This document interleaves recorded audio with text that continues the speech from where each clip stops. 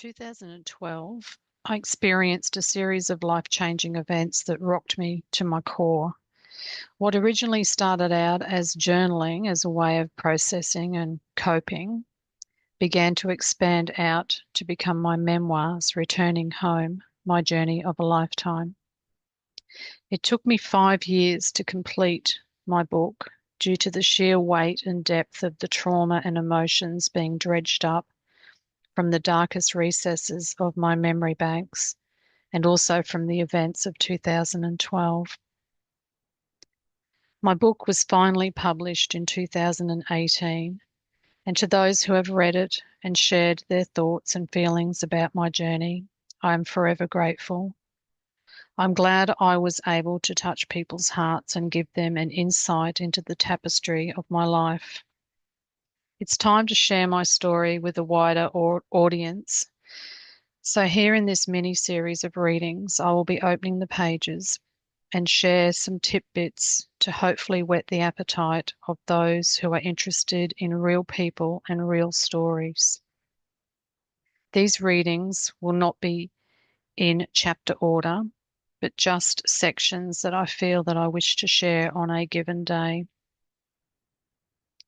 I will give details on how to obtain copies of my book at the end of the reading. So today in part 1, I will read the back cover to give you an overview and the prologue to Returning Home, My Journey of a Lifetime. Back cover.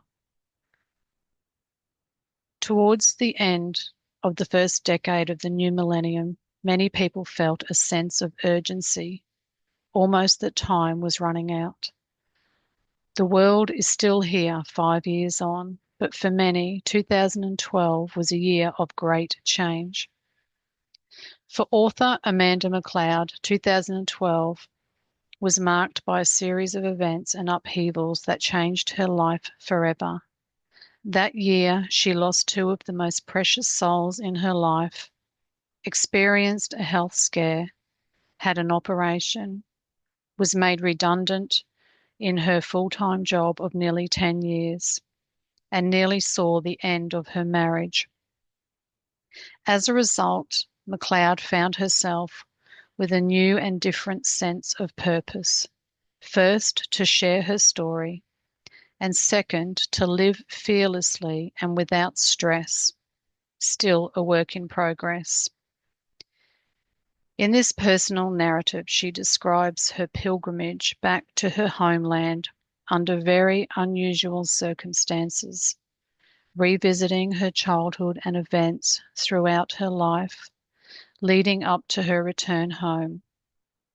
The result is a tapestry of people and places that were intrinsically and magically woven into the fabric of her life. In this memoir, one woman shares the true story of a bizarre and unexpected journey back to her homeland, exploring the divine guidance that made it possible. Amanda McLeod has studied extensively in the fields of metaphysics and holistic healing modalities, attaining degrees in astrology, esoteric psychology, Reiki, aromatherapy, and massage. And postscript, as a side note, I've also, since completing the book, attained certification as an EFT tapping coach and a soul center healing hypnosis practitioner, past life regressionist. She has also been a bodybuilder, long-distance runner, surf lifesaver, artist, musician, and self-taught photographer. She lives with her husband in Queensland, Australia. Prologue. July 18, 2012. It was a short but emotional goodbye. As tears welled up in our eyes, our cousin handed my sister and I a Yorkie bar each. We hugged her and her fiancé one last time, then turned towards the check-in area at Manchester Airport. Looking over our shoulders, mouthing, "I love you," We then walked the long, glass-lined corridor to the boarding lounge and waited and waited and waited. The plane was running late. It seemed like the last couple of weeks had been spent sitting around waiting and waiting. In fact, the last couple of weeks felt so surreal. It felt like a dream. No, actually not a dream, a nightmare. I looked out across the tarmac and the sun was still fairly high in the sky. We were due to depart at 9 p.m., but it was well over an hour past that. I still couldn't get over how the sun could be up at this late hour. It was something I was not happy about as a young child when last I'd been here, and I certainly didn't get used to it the entirety of our stay in England now. We finally boarded and took our seats in the middle aisle of the Emirates A380 Airbus. Deb sat to my left on the aisle seat, and I was jammed next to two young Oriental women who were acting kind of rude once we sat down. The one at my immediate right was holding her nose, then wafting her hand in front of her face as she spoke in her language to her companion. Their eyebrows were raised, and they were clearly not happy. She seemed to be indicating through her actions that she thought we stank. Then the penny dropped. I realised that Deb had consumed a rich, creamy garlic sauce with last night's meal at the country inn that our cousins had taken us to for dinner. I had somewhat become accustomed to the garlicky smell since I'd spent the last 24 hours in close proximity to my sister. But when I realised and turned towards her to whisper my revelation of their strange behaviour, my nose suddenly gained its full sense. Oh boy, this was going to be a long flight to Dubai. Once we took off and the meals had been served, consumed, and cleared away, the woman beside me settled into nap time. Neither Deb nor I could sleep. I plugged the earphones in and began to watch the Fawlty Towers reruns. I was in desperate need of some light entertainment, but I can't say that I even cracked a smile. It wasn't just the fact that I had seen all 12 episodes umpteen times, but I was in zombie mode. I was numb with shock, with pain, with grief and disbelief. I ordered a few Jack Daniels during the trip to try to zone out even more, but I certainly could not sleep. Less than a month ago, life was jogging along nicely.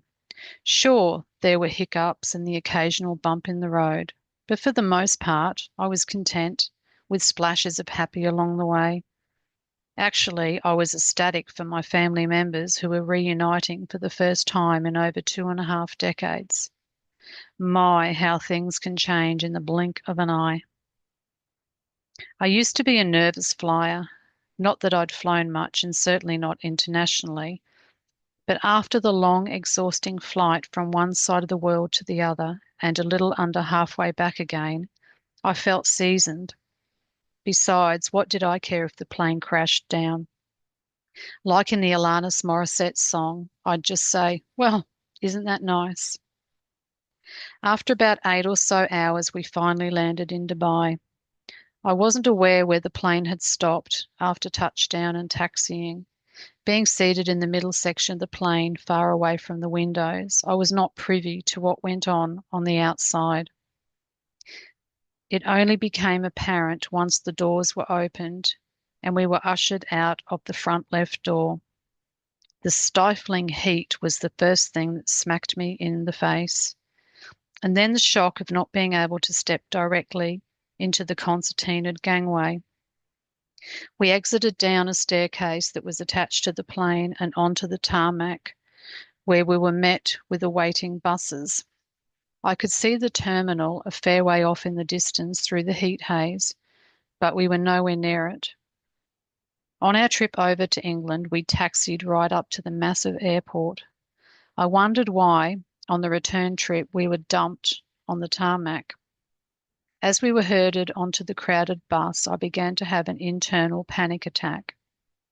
Deb and I were squashed in a standing room only section of the bus, unable to even reach up to grasp one of the stabilizer straps swinging from the roof. We were literally like sardines in a tin. My mind raced, just like the bus did across the steaming tarmac, jolting its passengers around like cane fields in a cyclone. What if we were being taken as hostages, I thought. I'd heard stories about travelling to the Middle East and how dangerous it can be. Just our luck, after all we'd been through in the past couple of weeks as it was, and now this. How much more could we take? Oh, the irony. Thanks, Alanis. I was beside myself, if that was at all possible, considering the cramped space I found myself squished into. All I wanted to do was to get back home to my children, my family, my friends, familiar territory. The thought of not seeing any of my loved ones again paralyzed me with fear. What are they going to do with us? Where are they taking us? My mind was in a whirl. I had no way of being able to let Deb know what was racing through my mind. I was too frightened to speak, not just because of what I suspected was happening and I didn't want to draw attention to myself, but also because what if what I thought was happening actually wasn't after all? Then how much of a fool would I look? I didn't even know if Deb had drawn the same conclusion, but I'm sure at one point she saw the terror in my eyes. I daren't look at anyone else. What if someone on the bus was in on it? Or if nothing was happening, what if other passengers could read my mind and thought I was nuts? I was nuts. I was quietly going insane. Some 10 minutes or so had gone by since disembarking the plane, and we looked no closer to the terminal. We seemed to be going around in circles. And then it happened. Just like when you are drowning and all of a sudden you stop fighting it. God knows I knew exactly how that felt. I surrendered.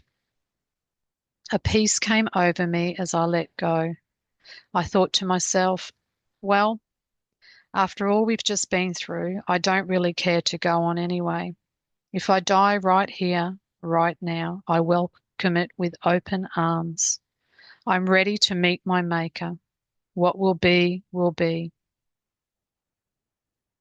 Just as I resigned myself to my fate, the bus pulled up to the terminal, and we were herded off like cattle to the slaughterhouse.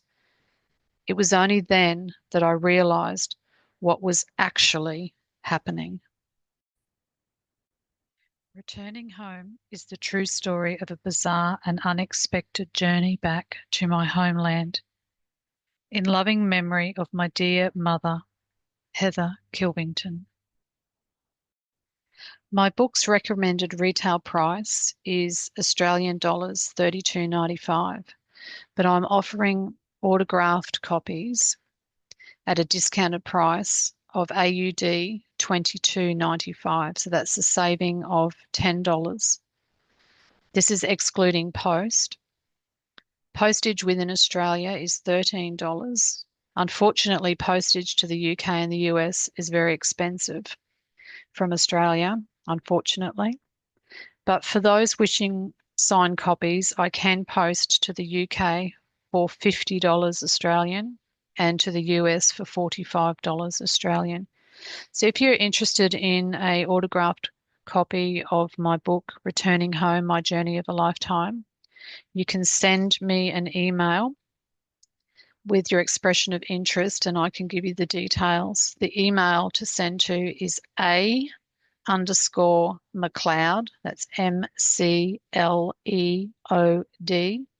7@hotmail.com, and just put Returning Home Book in the subject line. Thank you so much. This is part one of the partial reading of or tidbits out of Returning Home, My Journey of a Lifetime by yours truly, Amanda McLeod.